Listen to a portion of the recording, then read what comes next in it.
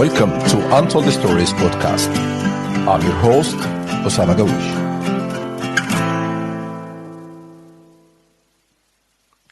In this episode, we will shed light on Islamophobia in the United Kingdom.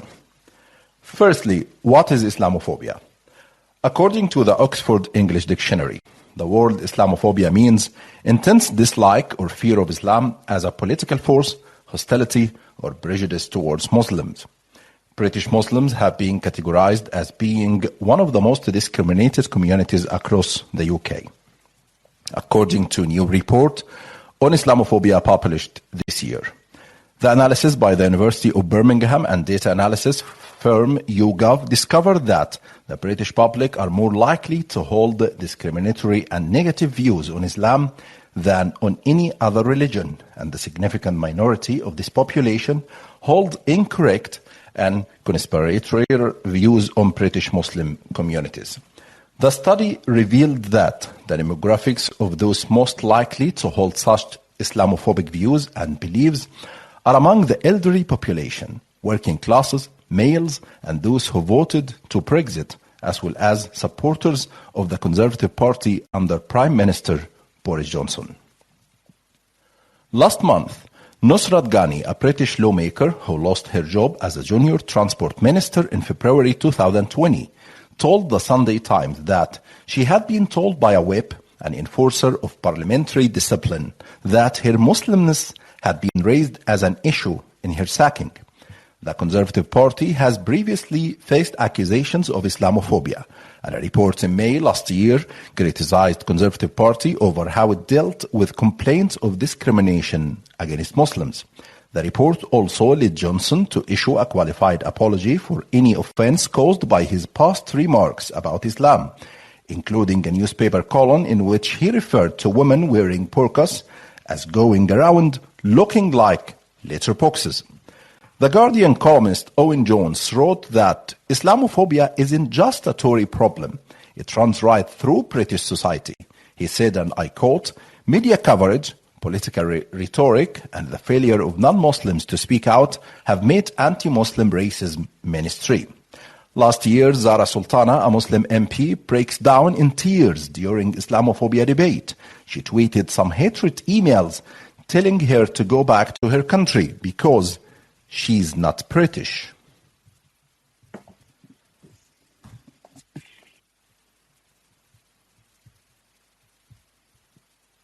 Muslim girls ask me what it's like.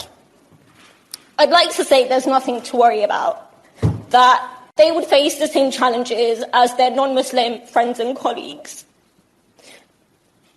But Madam Chair, in truth, I can't say that because in my short time in Parliament, that's not my experience.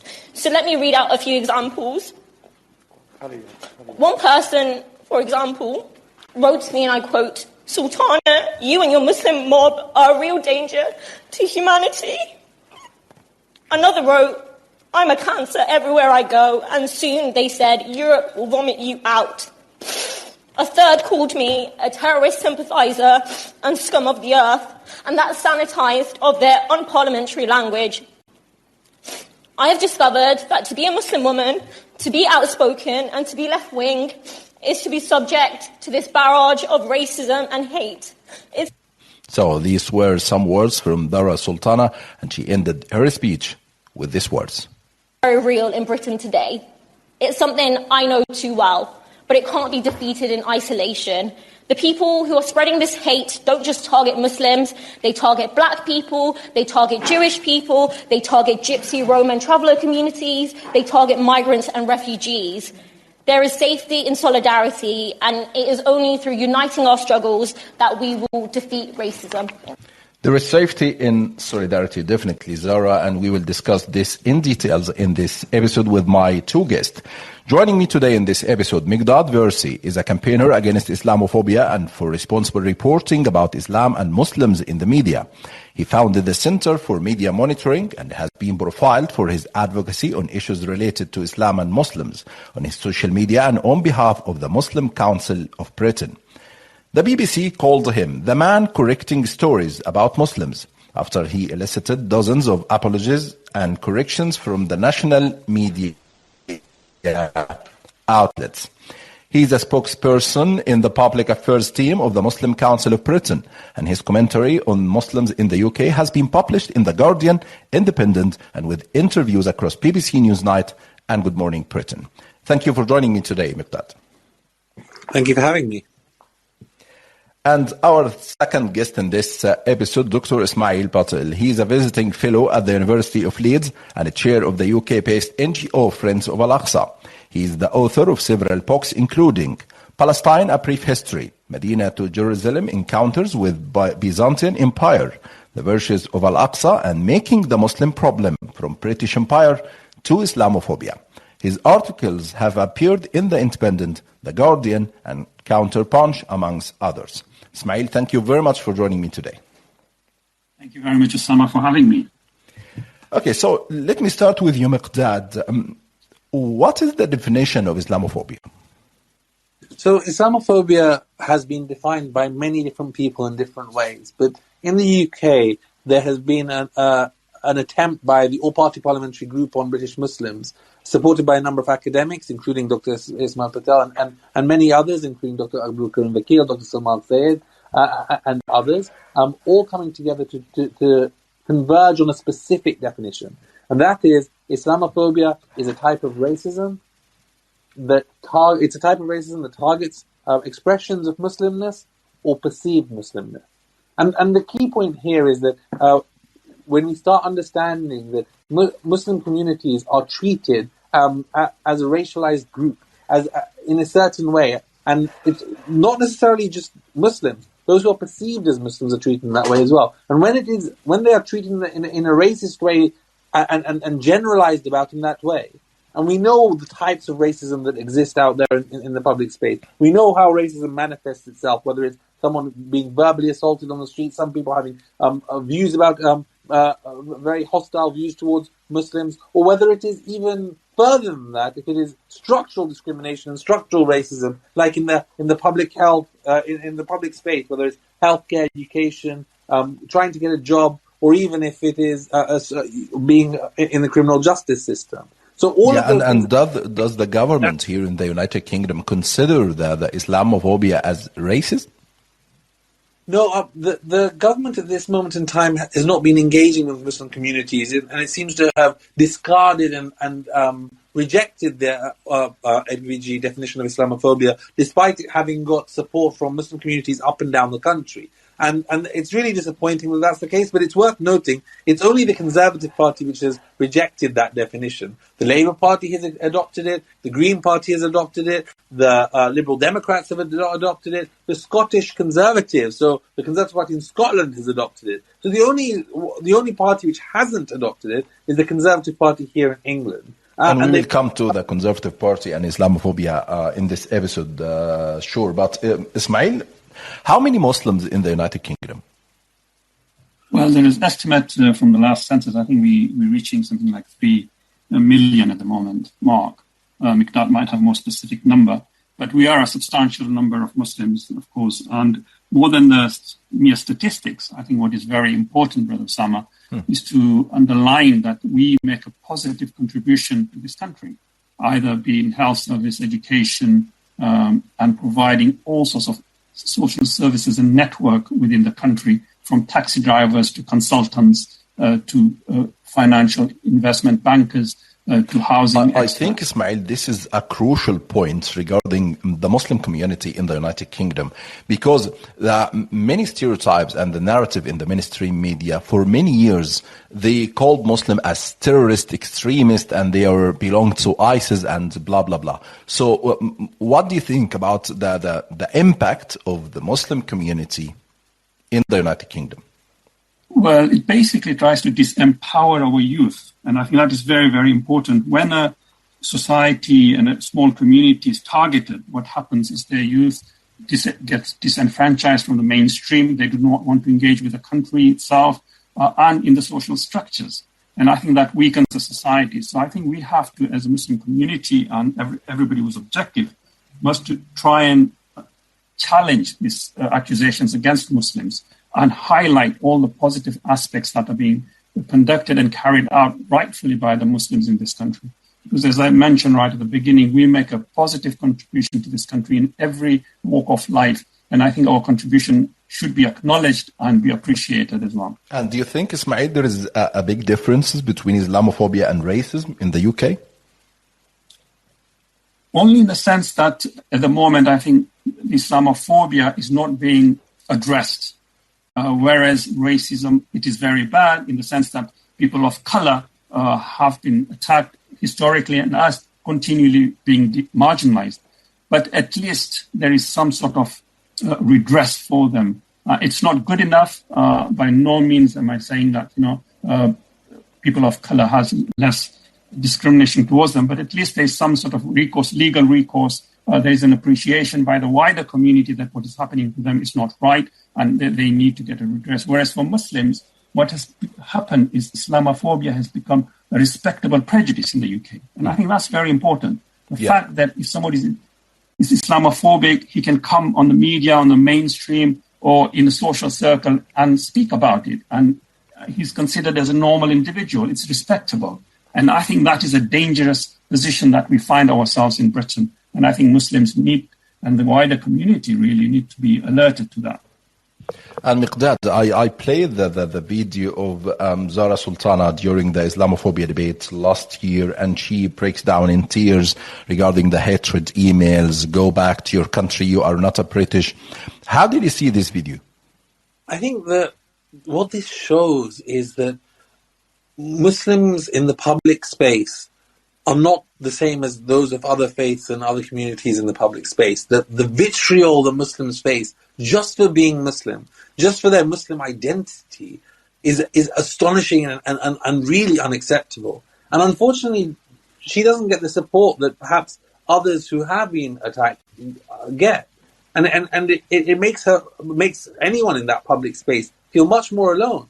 I mean, she's also not the first person. Sadiq Khan, who won the election to be the mayor of London in a campaign which Zach Goldsmith ran. And remember, that was a racist campaign that conservatives themselves recognized to be unacceptable and unconservative to do. So Sadiq Khan went through that whole process, and he has explained about the death threats and the vitriol and the hate that he faces as well. So all I'd say is that if you're a Muslim in the public space, unfortunately, the reality is that this is the type of hate that you face. And they use these tropes about Muslims, that Muslims are do you think there is a difference of which party you are a member of? Because we have two examples now, Zara Sultana from the Labour and Nusrat Ghani from the Conservative. Do you think the public, the Conservative Party and the mainstream media reacted equally to Zara and Nusrat? So I think that there were slightly different issues in the sense that Zara Sultana's the hate that she received were from individuals and from people who hid themselves on social media, etc. Nusrat Ghani, she was talking about the discrimination she faced from within the heart of government, from the government whips, and recalled from the government whips. So I think it's a different story. But are they treated equally? I think that as a whole, those who are in positions of less power seem to get far less support in what happens. And Nusrat Ghani, obviously, when she disclosed what happened to her, she had dozens of people coming out in public space, influential people who came out and supported her. And I think it's important that happens regardless where you're from. But also, I just note a couple of things here. That there are a number of other Muslim MPs who've also received vitriol. Naz Shah, for example, in the Labour Party, she received death threats. In fact, there was someone who went to court because of the threats that she had faced, that Naz Shah had faced. As I said, Sadiq Khan has had something similar, again, from the Labour Party as well. But what I would also note is that the people who are making these hateful things, Sadiq Khan, for example, has had a member of parliament attack him and make racist comments towards him. One of those has become a minister in the government. One of them is someone who's out there defending the Prime Minister on a regular basis. Actually, both of them are. And these are the types of hateful language comparing or expecting someone who's in the public domain who's Muslim to somehow defend against grooming gangs. What has that got to do with these individuals? They're not part of anywhere where they can tackle grooming gangs elsewhere in the country, but they were asked about it. Why? Because Muslims are expected to answer for crimes which have nothing whatsoever to do with them. That is, by its very definition, racism. Yeah, and Ismail, your recent book, The Muslim Problem from the British Empire to Islamophobia, gives a strong analysis, actually, about the roots of the problem. My question is, do you think Muslims in the UK have problems regarding their religion? Can you say that the British community has a problem with Islam? Not in the sense of their faith as to do with the faith itself. No, I don't think so. I think what it is they're using Islam to attack the Muslims. And that's why the idea of Muslimness. If you think about the first victim after 9/11, it wasn't a Muslim, it was a Punjabi person called Mr. Singh in USA who was killed because he looked like a Muslim. So the idea of faith itself, I think we have to be very, very careful here, that anybody who's perceived to be looking like a Muslim is a target. And if it was just to do with the faith, I'm sure that people who look like Muslim wouldn't be targeted. So Islam as a faith, yes, of course, there are some theological differences, and Islam has historically been used to attack Muslims with. It's seen as a competitive religion. It's seen as something that undermines so-called Western Christian ideology, whether it's the faith or just a way of thinking. But I would not say that Islam per se is the target here. It's a target for Muslims, and Muslims need to understand that they use different tropes, and Islam is one of those tropes that are being used to attack us with. Of course, what is happening is they're using Islam as a means of different people, where the Muslims are thought to be thinking differently from the West. Similarly, I suppose we can draw a parallel to how the Eastern communists were thought about just a few decades ago, and now Islam has taken that place. But here, I would be very, very sort of cautious in saying that, it's not Islam per se, but it's Islam itself is used to attack Muslims. And do Muslims hold account of this false stereotyping in the mainstream media? Absolutely. I mean, I think that it's a tool that is very convenient. Of course, a lot of Islamic religious text is used to show that Muslims cannot be part of the West or are violent in their nature. There's misconstrued verses of the Quran, deliberately misrepresented, so that they can show that Muslims are somehow violent and so forth. Or, out of context verses are revealed every now and then. So, as I mentioned, Islam and Islamic text is used as a tool. And Muslims shouldn't think that if they give up Islam, they will not be hated. We've just found out from Nusrat Ghani, and I'm sure she would be first to declare herself that she's not particularly a practicing Muslim. But they used the mere fact that her heritage and history and her cultural background leads to Islam and Muslimness that was targeted. And that's why Miqdad right at the beginning mentions the idea that Islamophobia is a type of racism, because here racism is not the skin color. Here we're talking about people who are racialized irrespective from which country you come from, whether it's Africa, Middle East, or Far East, or even Europe itself, European Muslims. We should never forget that there's white Muslims as well who are targeted. And that racialization is what is being referred to as a type, Islamophobia as a type of racism. Yeah, and so we are talking now about the reason and the responsibility of the rising of Islamophobia in the UK. Miqdad, what are the main reasons from your perspective of Islamophobia in the UK? So I think that these come from a range of different perspectives, and I think Ismail will be able to give a lot of the history and the context by which the British Empire and the colonial approach towards the other and Muslims have come from. But more recently, there is this view amongst many that Muslims are a threat to our way of life. That I think some of the polling showed that half of the people in this country believe that Islam is a threat to the British way of life. And the reason there's this sort of underlying view that Muslims are different from the rest of us, and that's sort of been been consolidated through a range of different means, whether that's through mainstream media, whether it's through leading politicians, whether it's through those who hate us, who have tried to create this idea that Muslims are different. Muslims are terrorists. Muslims are groomers. Muslims are those who abuse women. These are all these stereotypical tropes about Muslims, that there are no-go zones where non-Muslims can't enter. All of these lies and conspiracy theories about Muslims have gained a lot of traction. And not attraction just amongst the extreme, racist of society, right in the very, very small minority. Unfortunately, as Ismail was mentioned earlier, this has become very mainstream. Some of the views about whether, for example, Tommy Robinson, one of the far-right extremist, far-right racists out there against Muslims, the idea that he has something of value to say and that he's been unfairly treated in the media. Half of Conservative Party voters, according to the Hope Not Hate poll, think that he's been unfairly treated. They think that these Islamophobes are actually the ones who are the victims. They think equal opportunities has gone too far when it comes to Muslims, according to different things. And that's despite the fact that polling shows that, according to the Equality and Human Rights Commission in 2018, they say that 70% of Muslims have experienced religious-based hatred, religious-based prejudice in the last year. Now, look, it's such a large problem, and the reason it's so large is because so many people have these perceptions and views about Muslims, which manifest themselves then in different ways, whether that is through the way that they have views and interact with Muslims and say, as a Muslim, you are responsible and accountable for more things than other things, and for things that you have nothing to do with, whether it's the fact that they actually verbally abuse people, or whether it's the fact that in their daily life, like Musgani was talking about, the Muslimness of an individual makes them the other and makes them have to have accountability to do things that others don't have to do.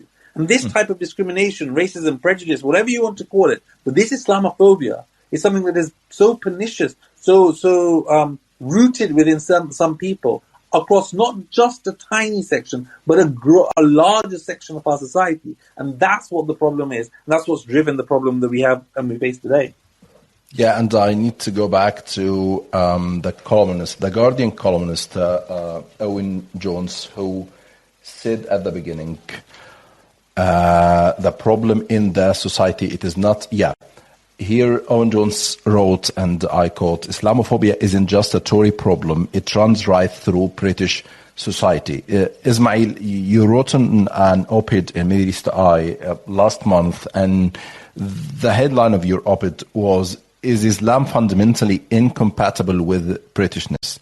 Is it a problem, a historical problem, or it's something recent with the rising of the far right in European countries? That's a very loaded question. Let me try and unpack that. Of course, there was a level of hatred against Muslims during colonialism and when the empire was expanding. Muslims were a great obstacle to the British colonialist project, and there were Muslims and therefore were seen as a barrier to what Britain wanted to do. And there was a hatred against Muslims. But I think we should be very careful and not translate that as Islamophobia. I think Islamophobia is something different, and it is happening now. And what is happening now was not necessarily the same as what was happening during the British Empire time. During those times, Britain had different aspirations, and Muslims were seen in a negative light, but for different reasons. Britain now is not trying to expand. They don't hate the Muslims in Britain holding British passport because they want to make the British Empire bigger.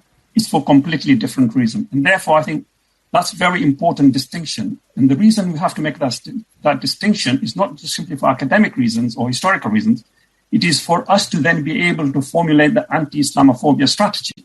Because if we simply think that Britain has always hated the Muslims, then it will become very difficult for us to come up with formulas and sort of brainstorm and try and understand how to counter the attacks that are occurring to Muslims. So coming back now to the 20th century, I think the problem now is much more complex, but there is some sort of parallel. There is a realignment of Britishness wanting to be still supreme over the rest. And here Muslims become a simple target because for several reasons that Muslims are found across the globe and Britain. They transcend national borders. It's much easier to target them. And also be able to then define what Britishness is in relation to Muslims. Otherwise, Britishness itself doesn't have a meaning. And I think that is something that we're entering in, and that is something very dangerous that is occurring, I think. That Britishness itself, now, if you ask about British values, you will see that they're contrasted mostly against Muslims. That we are, for example, more civilized vis-a-vis Muslims. We have human rights, free speech. Muslims don't. We respect our women. Muslims don't. So it's in relation to Muslims. So that's what Miqdad was saying earlier, that Muslims have been made the other. Yeah. And this othering, and the reasons for that othering are different now as they were during the Empire time. And this I think, reason... I think what you mentioned now, Ismail, is Miqdad, you had a long journey to document such stereotypes and such a false reporting on Islam and on Muslim, and documenting the Islamophobia in the British media. Would you tell me more about it? Of course. So when it comes to Islamophobia in the media, one of the things that you notice is that most Muslims, if you ask them, and there's been polling on this as well, they'll say that the media has Islamophobia, is riddled with Islamophobia. There's lots and lots of polling which shows this. And actually, even amongst the British public, there's polling which shows that many people in the British public, and I think it's a majority of Britons, recognize that there's Islamophobia within the media. So the question then comes, what do you do about it? How can you even highlight it? And a few years ago, I started this journey. I recognized the importance of trying to complain about articles and go through the regulator. It's not a brilliant regulator, but it's a regulator nonetheless. And to highlight that this is a lie about Muslims and you shouldn't do this. And that led to a meeting with the managing editor of the Mail on Sunday at the time, and a recognition and understanding that should change. So what I did from then on is I started highlighting more and more examples of lies about Muslims. I mean, there were things, astonishing things which are just not true. Like a gunman shouted Allahu Akbar as he entered a Spanish supermarket. That was a story in the Sun newspaper, or the Sun Online, which was just not true. In fact, what happened was someone was speaking Basque language, the local the Basque language there in that region, nothing to do with Muslims. It was it was nothing to do. It was just not true. And yet, when it was a Muslim, it was called a terror. When it was changed, and after I complained about it and said it was just not a true article, it was talked about it being a horror attack, because they don't want to use terrorism when it comes to Muslims. So what we've been able to do is find example after example. I mean dozens, if not hundreds of examples where the newspapers have admitted, this is where they've admitted, we got it wrong and we will correct it, either because you told us or because the regulators forced us to, and that we have gone through that and we've had to make that happen. Now, that was one part of that journey, but the other part of work that we've been doing is writing reports about this. So we've now got a number of, we've looked at tens of thousands of articles, thousands of clips of news broadcast on TV. And I think it's worth, Miqdad, to mention the number of reports that you complain against it. How many? So the number of complaints that we've done directly already, and which have had changes made to them, is in the three figures, so hundreds of them. And that's the number that we have that have been changed. That's not taking into account the number which they're not willing to change, even though they're wrong, because we can't prove it categorically. And that shows how big the problem is. And therefore what we've been able to document through all of these examples, through these case studies, through statistical analysis of hundreds of thousands of 100,000 plus articles which we have analyzed against a series of metrics using a methodology adopted and worked with some of the top academics in critical discourse analysis in the country, is that there is a problem, it is undeniable, and it needs to be tackled. And we've then laid out ways in which this can be resolved and dealt with. Because for our perspective, and there's, again, some research to show this, the way that Islam and Muslims are represented in the media are, according to a University of Cambridge roundtable, creates what they call an atmosphere of rising hostility towards Muslims. And the University of Leicester also talks about how Islamophobia in the media and from politicians is a cause of rising hate crime. So the way that Muslims are reported is a big driver of the perceptions of Muslims in our society. And that's why it's so important that they get it right. And the fact that Muslims aren't even well represented in the media. The City University survey showed that only 0.4% of journalists are Muslim. That's less than a tenth of what it should be if you tried to be proportional. And just imagine in the upper echelons, in the decision-making roles, how few Muslims there are. So that doesn't mean to say there aren't brilliant Muslims who are in these spaces. There are many brilliant Muslims from those who are like Mashal Hussain on BBC Radio 4, Fatima Manji on Channel 4 News, Inzamam and Sky News, and others and others. Mehdi Hassan, as you'll know, there are many Muslims who are out there in the media, but they form a very small minority. And what we need to try and see is how can that change? Because when Muslims are part and parcel of all of these news outlets, and this is also raise another important question, Mikdad. I'm sorry. Ismail, in the Middle East, when we talk about the role of media close to the authoritarian regime, we can say that this media can point and control the public awareness of the people. And here in the UK, is it the same? The stereotype of the mainstream media against Muslims in the United Kingdom can control and point the people awareness against Muslim minorities? Absolutely. I mean, unfortunately, the media is not only a window to the world for most of the people, but that is where they form their perception of the world as well. They unfortunately believe what the media tells us, particularly when it is packaged as news or when experts are provided or put forward to say this is an expert opinion, but it is really peddling, really in this context, Islamophobic attitude and approach. And therefore, most, what I would say, innocent people would take that as face value. We have to also remind ourselves that I would say, I think there's a statistics, if I might not be spot on, but something like nearly 70% of British public has not met a Muslim. Yet they hate a Muslim. So how do they make their opinion? They make their opinion through, one of the ways is through the media. And therefore the media's role is absolutely crucial. Would you say that that's statistics again, Ismail? I'm sorry. How many? Something like 70% of British public have never not met Muslims? physically met a Muslim. Wow.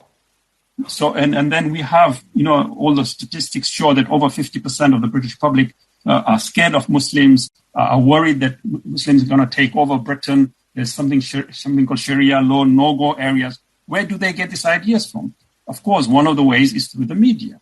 And media, therefore, plays a very pivotal role. And I would say, excuse me to use the word, but it's the sewer that is polluting the mindset of Britain for Islamophobia to be rife. Yeah, and Miqdad, this is another point regarding this media. I'm working in a British media TV station. It's speaking Arabic, but it is still under the Ofcom regulation. And when I write for The Guardian or for whatever, any publication here in the UK, they are talking about the Independent Press Standard Organization, IPSO. So how can this British publications or mainstream media who are working under the Ofcom or the IPSO can reporting false news or stereotyping Muslims like what you said and Ismail said now? So they do that because these regulators aren't proactive regulators. They don't stop things happening. What they do is they're reactive. In other words, only if someone complains about an article will they do something about it. So, for example, when the Times lied about Muslims in many of the ways that it's lied about Muslims, but on its front page, when it said that Christian girl forced into a Muslim foster care, when it made that lie, it did so because it thought it could get away with it. It thought that nobody would complain, and it thought that even if they did complain, they could defend themselves. And fortunately, it was shown to be a lie. But also, there is something worth noting here, which is the regulators, despite them being, IPSO being very different to Ofcom. By the way, Ofcom is a bit stronger than IPSO. IPSO allows a lot more latitude when it comes to generalizing and inciting hate against Muslims, which isn't actually against the IPSO regulations. That's why things like Katie Hopkins' article about migrants being like cockroaches, these are some of the worst types of demonization and dehumanizing of Muslims, wasn't seen to be a breach of IPSO regulations. And that's because Muslims as a group aren't aren't protected under IPSO rules. So the reason they get away with it, and the reason they do it, is sometimes they think they can get away with it, and sometimes because the regulations actually aren't extensive enough to protect groups from group-based discrimination. It's not protected under the rules of IPSO. And so what we need is a real recognition, and to be honest, it needs a choice from the top. So, for example, The Express, it's a right-wing tabloid which historically has had front-page stories against Muslims and migrants which have been disgusting and Islamophobic. But the new editor which came in place, his name is Gary Jones, he came and said, you know what, I admit it. Our newspaper was Islamophobic in the past. And when the leadership recognizes that and says, we are not going to do that, and I think the words he used were, we need to be monitored. And we said, yeah, you know what, we're going to monitor you, and we're going to keep at the Center for Media Monitoring, we're going to monitor you. We'll see if you do bad things, and we'll let you know, and we'll try and make sure you don't do it again. And the key point is, if you have leadership at these news outlets to say, you know what, you can have any political position. You can be on the left of the spectrum, the right of the spectrum, you can be in the middle, wherever you want to be. But you don't incite hate, you don't discriminate, you don't act in a racist way. That's not too much to ask from our nation's editors. And so I'm just want to say to our listeners, you can join the discussion, make a contribution, or ask a questions. Just press the call button and you will be held in the caller's queue. Ismail, regarding the recent report from Birmingham University and YouGov, why elderly people, males, working class, and pricksters are more likely to hold these Islamophobia views against Muslims? Let me just go back before I answer that, if you don't mind. Let me go back to the question you posed to Miqdad. What is also important in media is who is not being presented or who is not being heard, people who are excluded. Normally, the discriminated community is always excluded to present their views into the mainstream. And I think that is a point we always forget. It is very good, the work Miqdad is doing, and I hope he carries on doing what he's doing. But we have to take a step forward now and demand that Muslims should be speaking for Muslim issues. I mean, when it comes to women, we don't get non-women to speak for them. When it comes to football, we have football experts to speak to them. When it comes to environment, we get environmentalists to speak to them. Why is it when it comes to Muslims, we get non-Muslims to speak on our behalf or for us? So that is something very, very important, and we need to fight for that. Because without having our voice at the center of discussion, I think we are marginalized and we become silent, and therefore,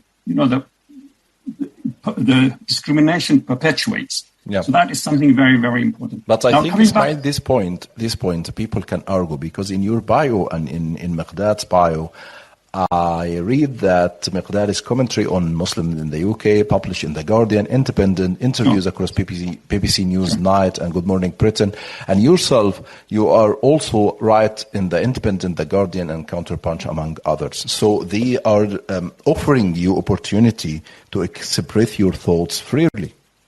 No, this is that's a very good question, Brother Osama. You have to remember there's 24/7 news reels moving on in the country, right? And we get called maybe twice a year, 3 times a year, if we're lucky, half a dozen times a year, in one channel, one media, out of hundreds in a day. That is not proportional. Experts are always reeled out who do not represent our community. So there's a handful of people in this country who speak or who have been called to discuss Islamophobia, when there should be hundreds. And Muslims should be there at the center of almost every discussion. I think when non-Muslims discuss Islamophobia without Muslims present, I think that should be a red alert, and people should be concerned about that discussion in the first place. But Ismail, there is something important in the media. They are saying when pleads, it leads. The breaking news, it's when it's breaking news. So maybe me and you and Miqdad saw this Islamophobia should be in the breaking news, should be in Newsnight, but the editors, the producers, they say no, it is not important for British people to discuss such a topic. What do you think? I mean, this is part of the story, isn't it? This is part of where the people who are undermined, their voice is not heard or their stories are not being told. I mean, I'll give you an example, a very good example. In November 21, just a few months ago, a lady by the name of Aruch Shah became the leader of a council in a city near Manchester called Oldham. Now, she became a leader of a council. Immediately she was elected, she started receiving death threat, and her car was firebombed. No mainstream media covered it. In fact, look it up. You might be also be surprised that how come you didn't hear about it. But it happened to a Muslim.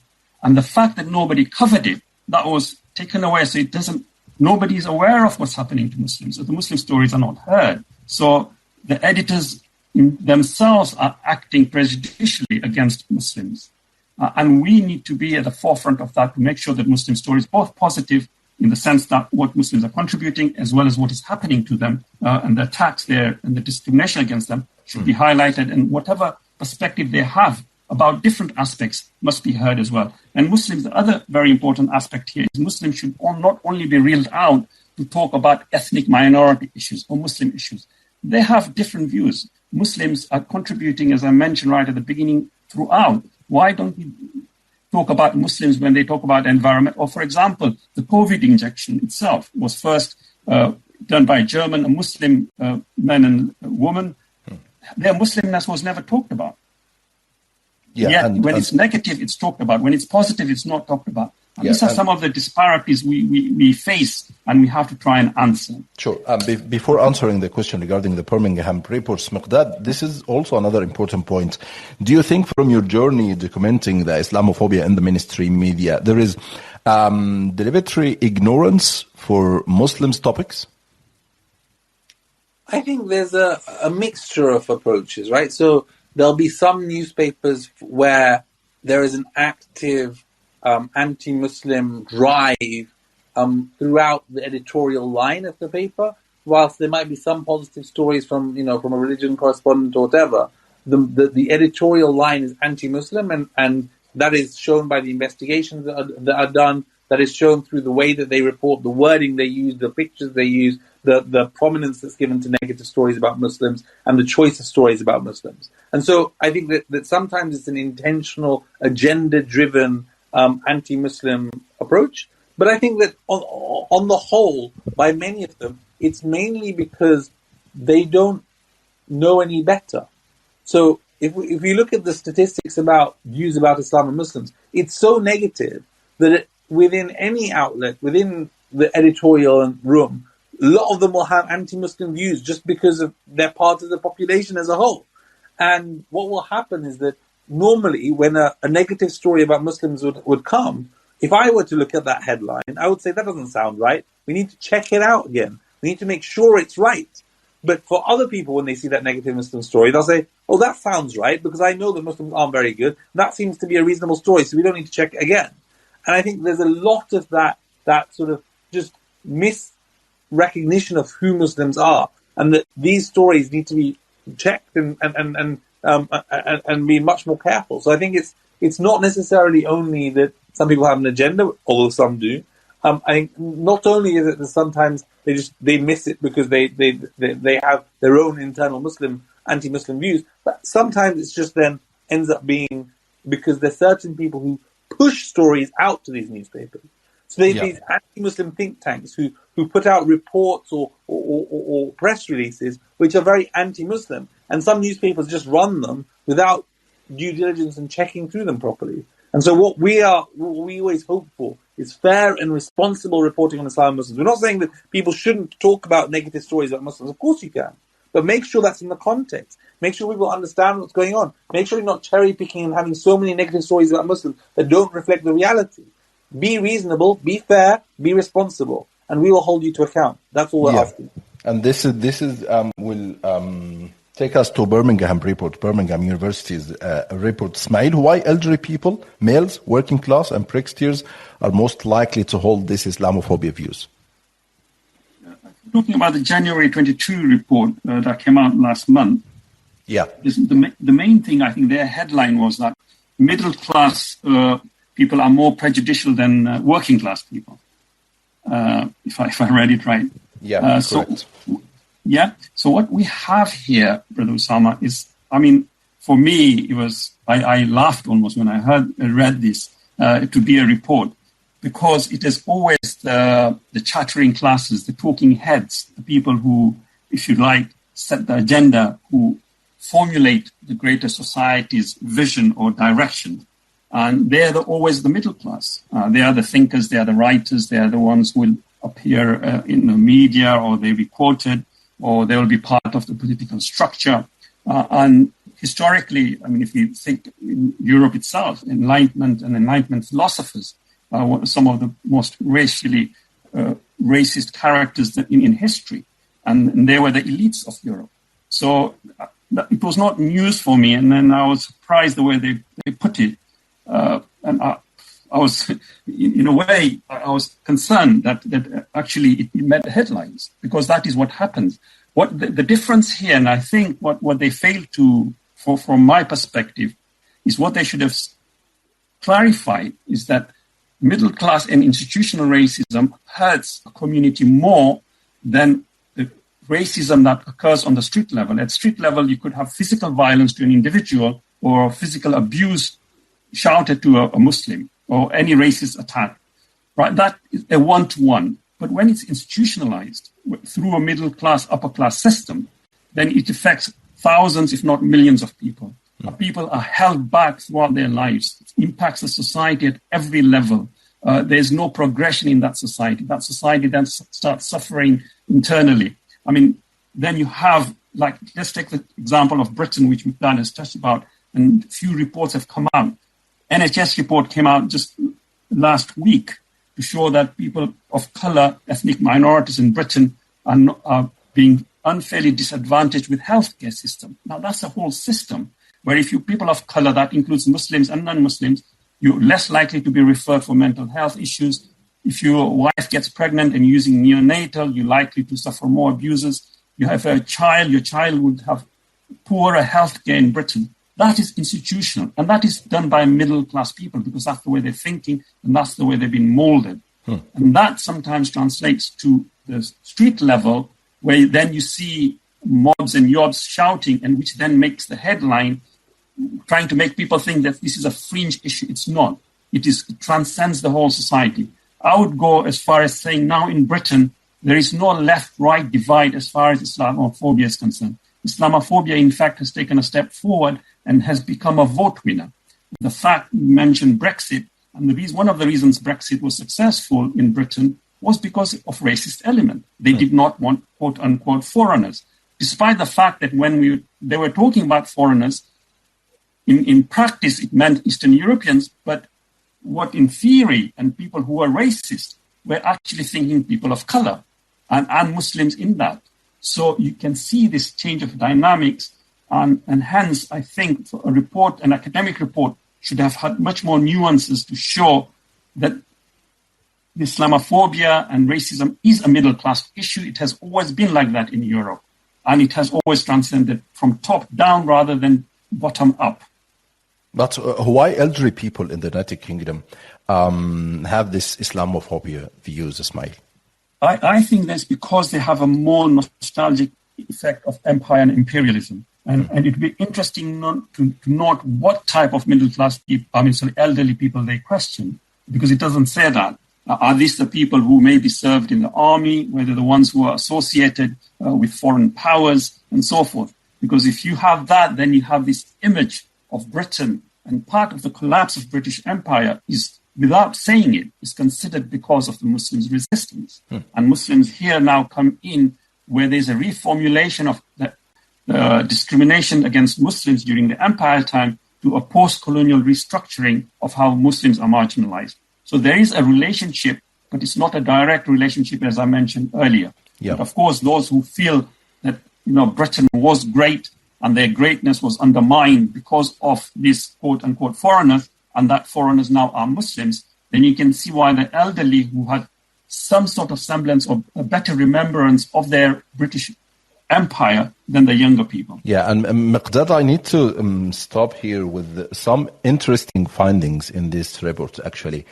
They interviewed 1,667 people between the 20 and 21 July 2021, and supporting for prohibiting all Muslim migration to the UK is 4 to 6% higher for Muslim than it is for other ethnic group. 18% of this survey support banning all Muslim migration to the United Kingdom. 9.5% strongly support banning Muslims. Overall, supporting for prohibiting Christian migration is 13%, and Jewish migration is 11.8%. So, how do you see these findings?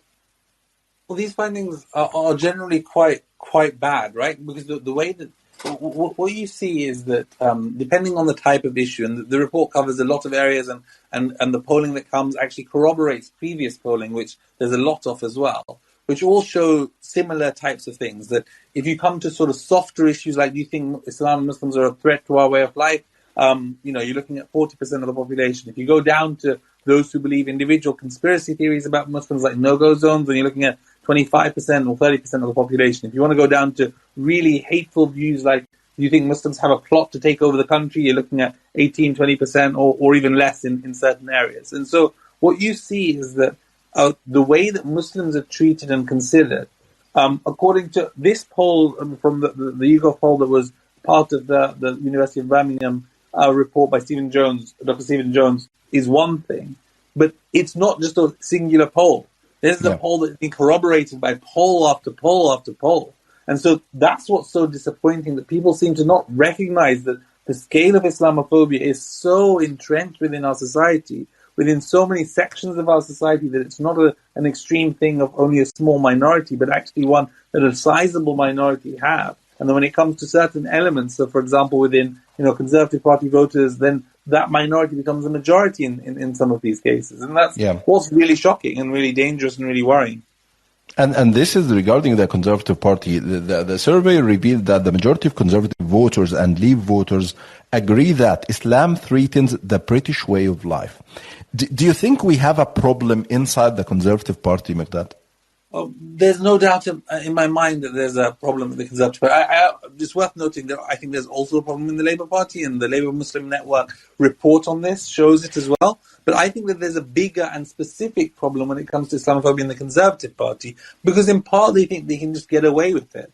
In part they think they can sweep it under the carpet and no one will do anything about it, because they haven't been able to be held to account. And at the Muslim Council of Britain, we did a lot of work on this, and we highlighted hundreds of cases, and I mean literally 300 examples we gave of Islamophobia, from the Prime Minister to MPs to advisors to councillors to leader of councils to individual Conservative Party members, all within the party who had engaged in Islamophobia and Islamophobic acts, and no action was taken in many of those cases against them. And some of them they were, but many of them they weren't. And the Conservative Party seems to think that it can get away with it. It launched its own investigation, the Swaran Singh investigation, to try and allay fears and to stop an EHRC independent investigation. And there, the Swaran Singh report, which itself had lots of challenges with it, he employed someone who believes Islamophobia is a junk term and quite hostile views towards mainstream Muslims.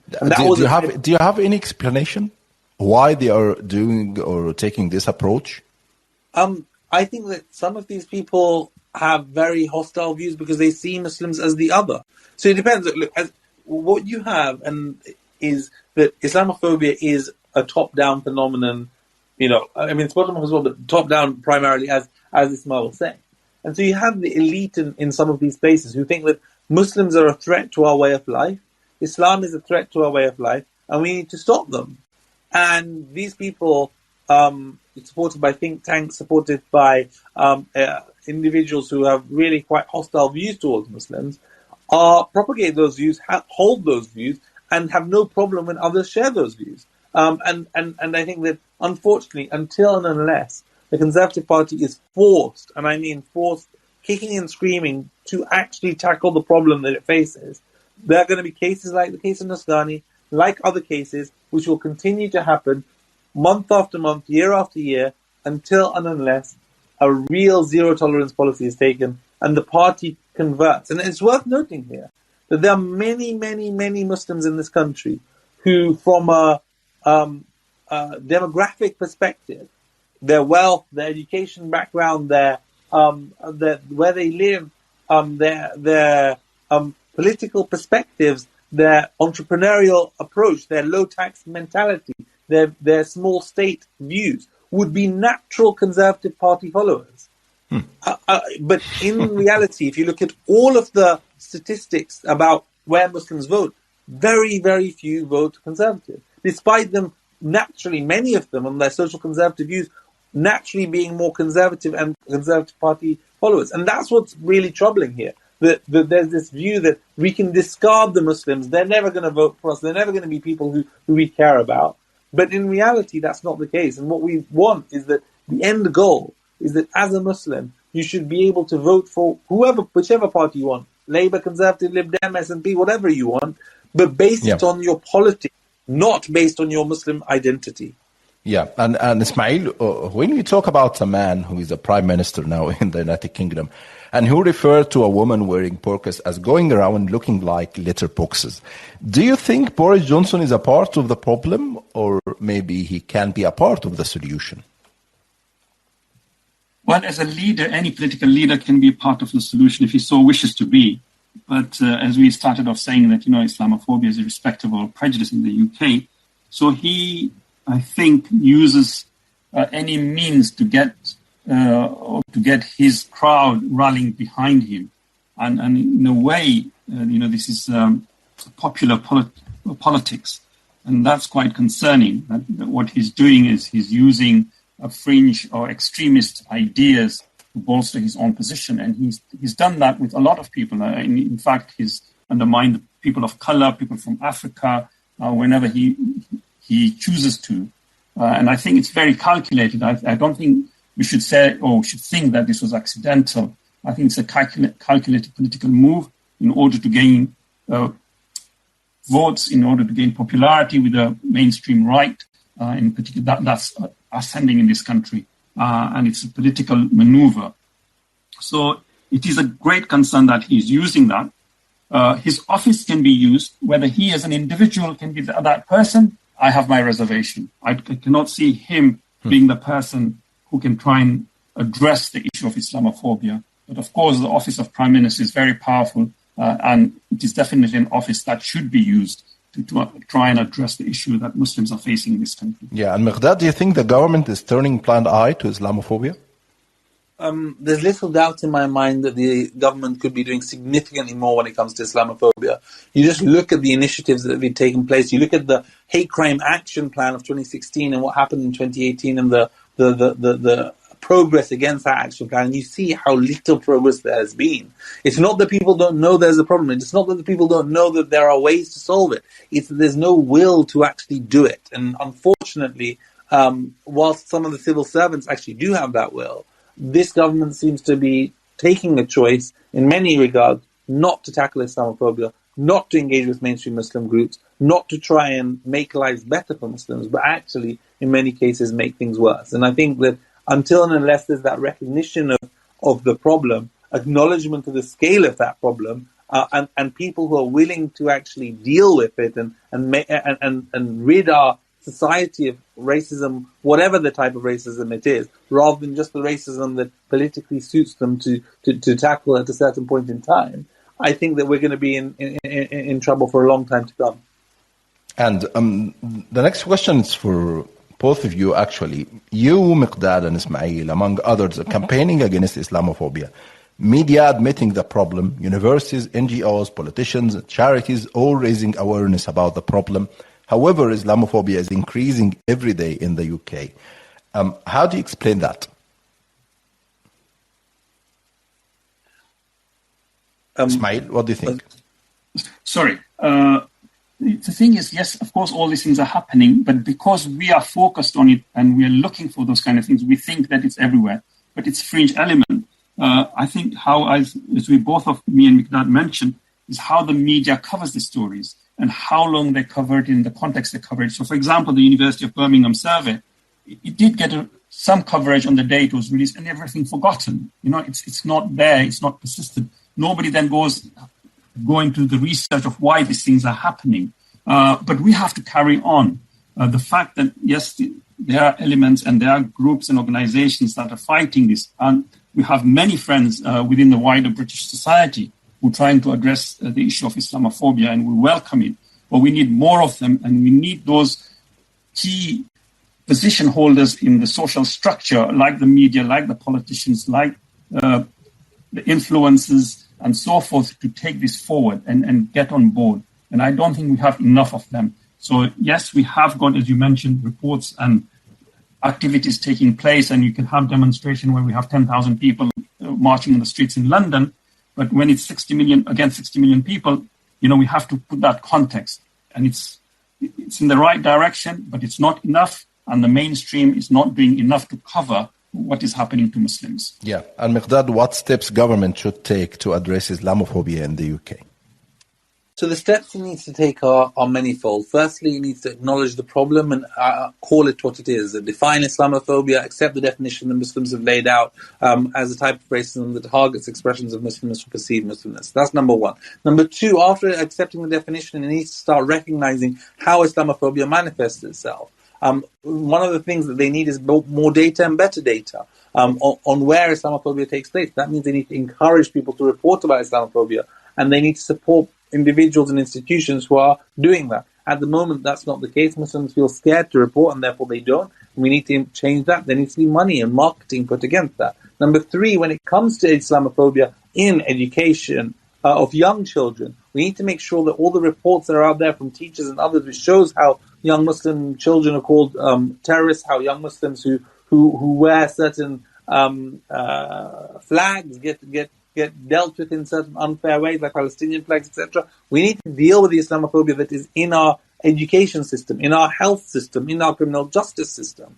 Recognize the problem in each of these areas and create tailored solutions in each of those areas. And then finally, not more important even than structures, nothing's more important than structures, but also dealing with the fact that verbal and physical Islamophobia is dealt with relatively well to some extent. But then at the same time, there are legal changes that need to happen on the law, which mean that Muslims should be treated equal to those of other faiths like Sikhs and Jews who are protected by race equality legislation. We'd want all people to be protected in an equal way rather than just Jews and Sikhs being protected under certain regulations that Muslims aren't. Now, those are just a small section of those, and if you go into each one, in healthcare, we can talk about each one of these areas far more. But in principle, it needs a change in the approach. All of these items I've laid out and summarized have been documented, are well established, have lots and lots of backing to them, and are available for those who want it. There are advocacy papers from the Muslim Council of Britain, from others out there, which lay all of this out in excruciating detail in terms of what needs to happen. But that can only happen if there is a will to do that. And at this moment in time, that will doesn't seem to exist. Yeah, and Ismail, my final question to you. Muslim communities, what steps Muslim communities should take to campaign against Islamophobia? I think Muslim communities should be aware that what is happening to them much more than they are. They should understand that by keeping quiet, the problem is not going to go away, and they should learn from what Miqdad is doing and take positive, proactive actions, whether it's joining to complain to the media, holding politicians to account. And most importantly, I think Muslims should demand that they should be able to express their Muslimness in public, either whether it be political right to say whatever political opinions they have, or how they want to express themselves physically, how they want to dress, how they want to pray, and so forth. I don't think we should take that, we should be dictated upon on how we should represent our Muslimness. And I think those things go hand in glove. And if we carry on along those lines, then hopefully with prudence, we'll be able to bring in more friends and hopefully try and address this issue. And what Miqdad is mentioning, that this will that is not present at the moment within the political structure and the institutions of Britain, we'll be able to counter that and dismantle that. But Muslims really have to first understand the crisis they're facing, become proactive, both in trying to counter it and also express their Muslimness without reservation. Thank you very much, Ismail Patel and Miqdad Versi, for being with me today. Thank you very much. Thank you. Thank you for all our listeners, and stay tuned every Tuesday for Untold Stories podcast. See you. Bye.